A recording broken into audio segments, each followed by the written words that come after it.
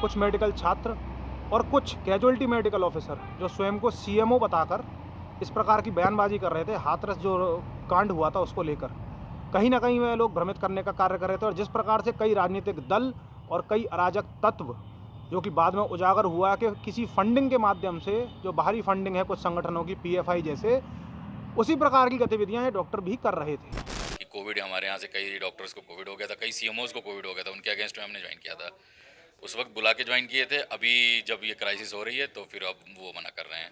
आपका जो अपॉइंटमेंट है वो कैंसिल किया जाता है और वो अप्रूव नहीं होगा तो आप आज से ड्यूटी पे मत आइए। क्या कारण है इसके पीछे? ये कारण तो हमें बताया नहीं गया इसमें कुछ। हाथरस गैंगरेप और मर्डर मामले में सीबीआई की छानबीन जारी है। इस बीच अलीगढ़ मुस्लिम यूनिवर्सिटी के Jawahar Nehru medical college and hospital में लीव वैकेंसी पर काम कर रहे 2 डॉक्टरों को तत्काल प्रभाव से टर्मिनेट कर दिया गया है। एएमयू के वीसी के आदेश से इन दोनों डॉक्टरों को टर्मिनेट किया गया है। जेएन मेडिकल कॉलेज की इमरजेंसी और ट्रामा में कार्यकारी सीएमओ के पद पर काम कर रहे डॉक्टर अजीम और डॉक्टर ओबैद को university VC professor Tariq Mansoor के आदेश से टर्मिनेट किया गया है।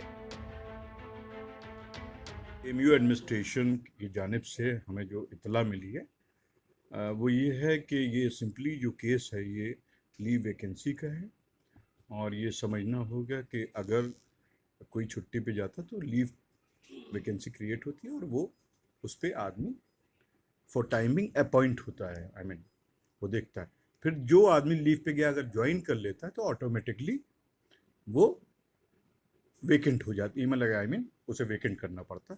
तो मसला ये है सर, इसमें बताया गया कि 2 डॉक्टर टर्मिनेट भी हैं और वो कोरोना काल में उनका कहना है कि जब कोई डॉक्टर आने को तैयार नहीं तो उस टाइम पे हमने काम किया और ये हमारे साथ अन्याय कहीं ना कहीं। देखिए, अगर कोई भी चीज़ ऐसी है तो एडमिनिस्ट्रेशन हमेशा संवाद के लिए तैयार है। डॉक्टर अजीम ने हाथरस मामले को लेकर अपनी राय रखी थी। उन्होंने बताया था कि 10 से 12 दिन में अगर सैंपल कलेक्ट किया जाता है तो उसमें रेप की पुष्टि करना मुमकिन नहीं है। वहीं सोमवार को हाथरस मामले को लेकर सीबीआई की टीम ने भी जेएन मेडिकल कॉलेज में छानबीन की थी।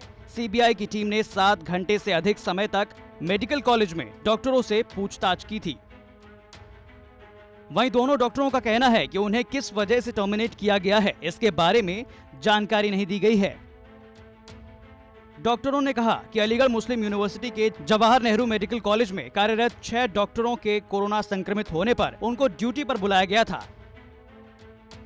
उस भयंकर कोरोना संक्रमण के दौर में कोई भी यहाँ ड्यूटी करना नहीं चाहता था, तब हमने यहाँ ड्यूटी की। हम लोगों ने हमसे मतलब मीडिया वाले आते थे, सीएमओ के पास आते हैं, यहाँ पे आके बैठे रहते थे, तो हमने कोई ऐसा स्टेटमेंट नहीं दिया था, बट कुछ क्वेश्चंस हमसे पूछे थे तो एज ए डॉक्टर हमने ओपिनियन दिया था अपना।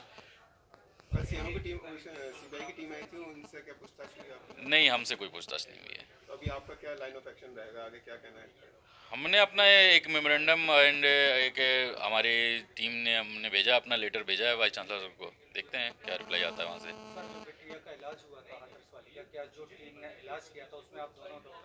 नहीं, हम टीम ने इलाज जो किया था वो हमारी न्यूरो सर्जरी टीम ने किया था। हम लोग एक्टिंग सीएमओ हैं यहाँ पे, जितने केसेस आते हैं अगर उस दिन हमारी ड्यूटी होगी तो हम यहाँ रहते हैं मौजूद। उसको लेकर कोई बयानबाजी की थी आपने? नहीं, बयानबाजी का कोई वो नहीं है, बयानबाजी कोई नहीं हुई थी। बाकी जर्नलिस्ट आते हैं यहाँ पे, पूछने आते हैं क्या हुआ क्या नहीं हुआ। कल आपसे पूछताछ हुई थी सीबीआई?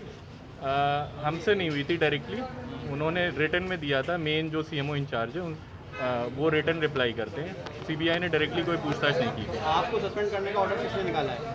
आगे लाइन ऑफ एक्शन आपका क्या रहेगा? टेलीफोन हमें टेलीफोन से जो हमारे सीएमओ इंचार्ज है जिन्होंने बताया कि वाइस चांसलर ने टेलीफोन से उनको बोला है कि इनको आप टर्मिनेट कर दीजिए। तो उसके बाद उन्होंने कोई ऑर्डर निकाला है आपको टर्मिनेट करने? जी ऑर्डर निकाला है।